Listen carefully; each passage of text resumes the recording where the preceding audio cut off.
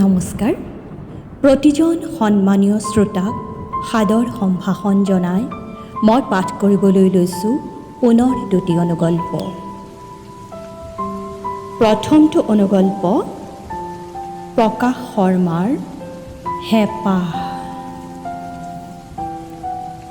ল'ৰাটোৱে দীঘলকৈ উশাহটো টানি ক'লে, ইমান ধুনীয়া গোন্ধটো নহয় ভাইটি, আব্বাই যে কিমান দিন অনাই নাই। ৰিক্সা চলাই আব্বাই বেছি পইচা নাপায় নহয় বাবু, সেইকাৰণেহে। সেইদিনা কিবা এক অপৰাধ বোধে আৱৰি ধৰিছিল জয়ন্তৰ মনটো দুপৰীয়াৰ সাজ সন্মুখত বাঢ়ি লৈ।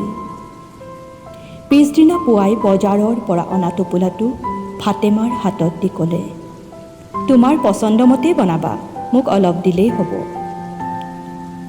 মোৰ জুহালত বনোৱা বস্তু খালে আপোনাৰ, ক'বলৈ ইতস্তত কৰা দেখি জয়ন্তই কৈছিল, জাতিটো নিজৰ জেগাতেই থাকিব, চিন্তা কৰিব নালাগে।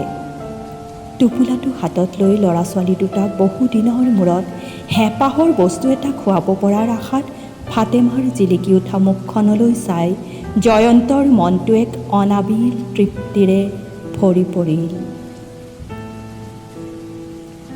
মই পাঠ কৰিবলৈ লোৱা দ্বিতীয়টো অনুগল্প হীৰামণি গোস্বামীৰ ধৰ্ম।